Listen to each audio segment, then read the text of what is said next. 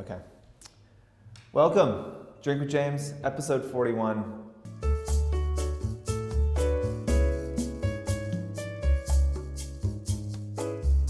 As you can see, I'm back in the conference room. I am a little bit upset about it. You know, Tim and I's time on the croquet lawn has sadly come to a close. But hopefully you guys enjoyed last week's episode. We have another video coming out this week. Right? Another video coming out this week that's going to be tips on kind of how to slay your next influencer trip. So look out for that. It's a little different than something we've normally done, but I think it's going to be awesome. As always, I have to bother you to continue to send questions in. This world is changing all the time, so you should have new questions all the time. Please send them in, comment on the videos, email me, email Tim, whatever it might be, send those questions in. So another classic move that we do far too often, which is Tim schedules Drink with James filming for the day after one of our events. I get overserved at those events, wake up supremely hungover, can't be bothered to like put a suit on and refuse to put more alcohol into my body for at least 24 hours. So we're actually filming this on a Friday afternoon. It's been snowing in New York, which is super annoying and frustrating, but whiskey keeps you warm, so that's God's jacket.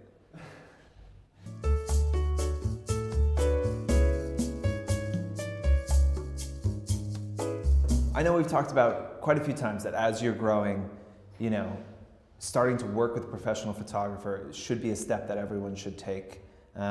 Unless they have, you know, a partner or a friend who's shooting them, and in which case, lucky you. But you should start to work with a professional photographer.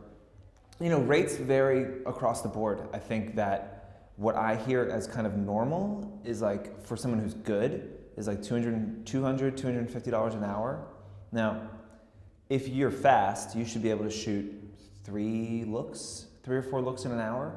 So if you can get 4 looks an hour done and you have a 2-hour session booked, 8 looks, let's say you do 6, you're not super fast. That should get you through a week and a half, 2 weeks, and that's $500. So I think that is pretty fair for someone who's good. Now, if they're on the up and up, you know, you can kind of lower that rate. I mean, you can kind of think of a day rate of like a decent photographer.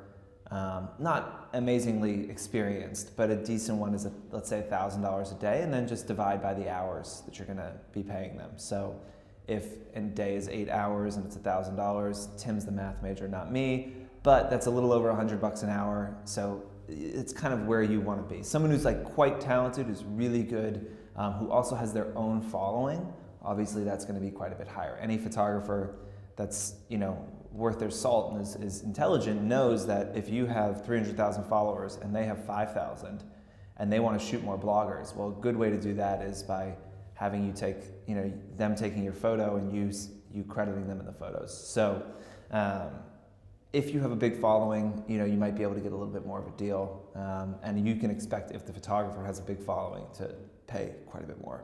Yeah, I think it's really smart. Like we encourage brands to set expectations for influencers, you need to be really clear on your expectation for the photographer. How many final images are they supposed to get you? Once they send you those photos, are you able to say, I don't really love those, can you send some other ones?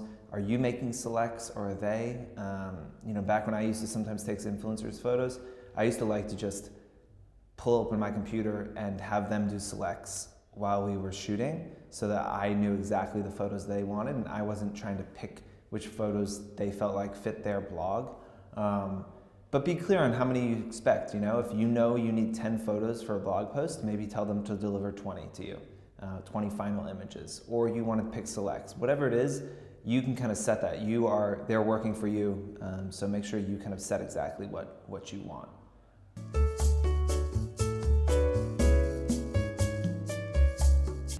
Hold on. Oh, God. Oh. If you have a pulse and an Instagram account, you've probably seen that a lot of bloggers are doing what people are calling loop giveaways. So, you know, 3 influencers will get together, they'll all throw $500 in, they'll buy a Gucci bag, and they'll give it away. Well, $1,500 wouldn't get you a Gucci bag, but you get the point. You buy something nice, like quite expensive. The 3 or 4 influencers who are involved say, hey, you got to go follow all of these people, comment on their, comment on the photo, and you're entered to win, and we'll give this bag away in a week. Somebody asked this question, I appreciate it, because I was seeing a lot of it kind of out of nowhere. It seemed like the holidays happened, and a lot of bloggers probably did giveaways on their own on the holidays, and that probably worked for them. And they said, oh, okay, that works. Maybe that's something I can do more often, because it seemed like right after the holidays, these kind of giveaways just kept happening. So I think it's kind of a holdover from that.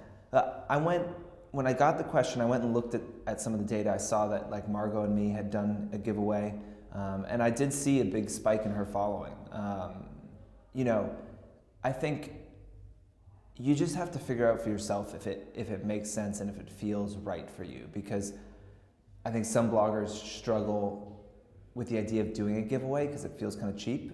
It feels like kind of like you're giving someone a coupon or something. It just doesn't feel really elevated. But I've seen people like Margot and me. I know JC from Damsel and Dior did a giveaway. Like, they've done them in ways that don't feel cheap. I think if you're feeling like, I don't want to be part of this like bigger group, just do one on your own.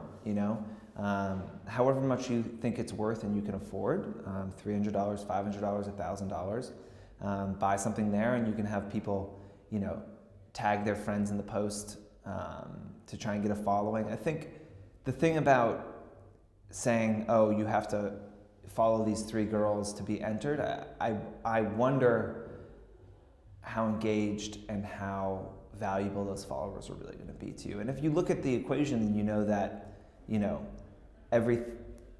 you understand CPMs, so every 1,000 followers is worth, what, $10, I think, on your sponsored post rate, right? Is that right? Yeah. So if you gain 5,000 followers, that's worth $50, essentially worth $50 per sponsored post you do. So let's say you do 50 sponsored posts this year, that's $5,000. Am I doing the math right, Tim? Okay, so you gain 5,000 followers over the course of the year. Those 5,000 followers could make you an extra $5,000 if you did 50 sponsored posts, which would be a good amount, actually, one a week. So if you did half of that, it would make you $2,500. So you can just kind of see like, where is the value there. I don't think spending a huge amount of money to get a few thousand followers is great. I don't know that getting an injection of 20,000 followers and then having 10,000 of them unfollow you the next day is great. But they are, I did look at the data, they do seem to be effective. So I think if you can get with a group of people that you think maybe don't share the same following as you, and it seems like it would be fun, and it doesn't feel tragic, and you don't feel gross about it, then I say go for it. But is it like a real strategy to grow an authentic, real following? No. It's a nice little like supercharged, like get you over a hump. Let's say you're at like, 96,000 followers, and you're like, I just want to get to 100 already. Then like maybe this is a good way to do it.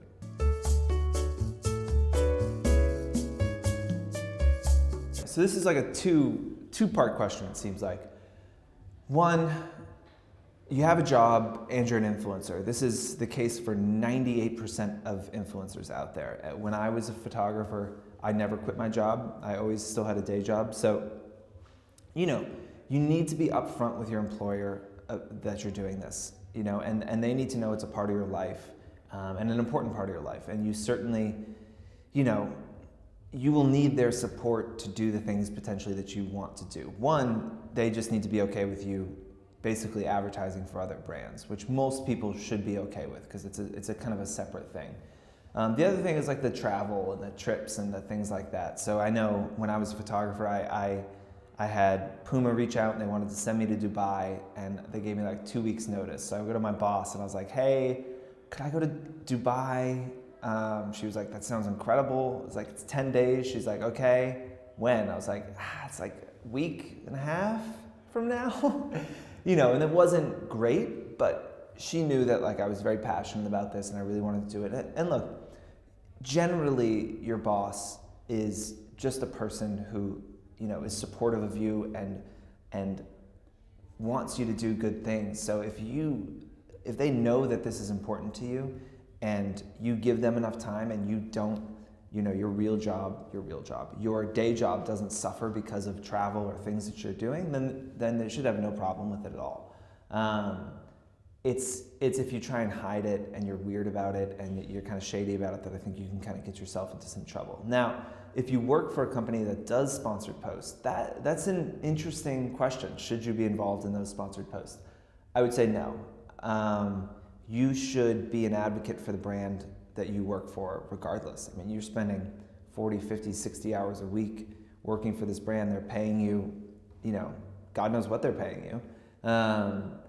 But you should naturally be an advocate for them, and I don't think that it would be super ethical for you to be a part of a sponsored campaign for them.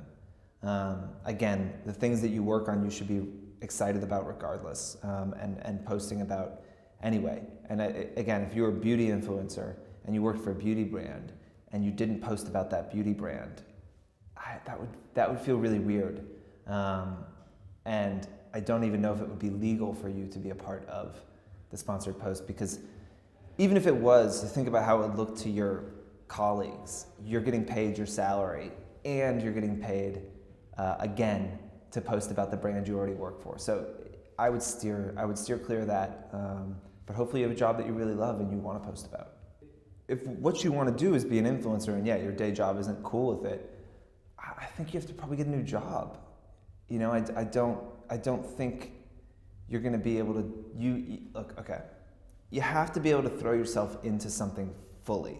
And you can do that while having a full-time job. I do believe that nights and weekends and mornings, you can make it work, but you can't hide it, And if the brand that you're working for doesn't want you to be doing sponsored posts, it doesn't want you to be an influencer, then I don't see how it's going to work. Either you put the influencer thing down and you resent your boss and the brand, or you try and do it behind their back, they find out, and then they're like, you're lying to us, and then they, have to punish you or fire you or something. So it's a bad situation all around. Now, the other thing is, what if you work again at a beauty brand and a competing beauty brand comes at you and offers you a bunch of money? This is rocky territory. This is why being honest and upfront is so important, and talking to your bosses and then being like, hey, are there brands that are just off limits? Because I know for my employees, and some of them have, decent social followings themselves, if they, did a sponsored post for one of our competitors, I would be through the fucking roof. I would be livid, especially if they didn't ask me. So I would, but if they came and said, hey, this is what I do, are there any companies that are just off limits? Then I would say, yeah, these are off limits, and otherwise I would just appreciate, if they're a potential competitor, I'd appreciate you just coming in and clearing it with me beforehand, so that we don't have a situation when it doesn't need to be, because you don't need to lose your job over a $500 sponsored post that because you think, like, even if your boss says it's okay, your boss has a boss, and they have a boss, and they have a boss, and they have a boss. And this stuff is all public. And so you have the potential of somebody seeing a sponsored post. Let's say they're the CMO of your company, and it's a big 10,000 person company, okay? So the CMO is sitting at home one night, they're going through Instagram, they're clicking on the hashtag, they see your post, and then they see that you work for a competitor, and then they see that you work for them, and they email your boss's boss saying, what the hell is this post? And now all of a sudden you've gotten a bunch of people in trouble and for no reason, when you could have just brought it up. So honesty always works, you'll be fine. Okay, that's it. Again, send those questions in. I'm super excited for you guys to see this new video format that Tim and I did. We spent a lot of time running around. I have multiple outfit changes. We are all over the place, and I end up in a hot tub. So if that doesn't get you excited, then I don't even know if you have a pulse, but I'm out.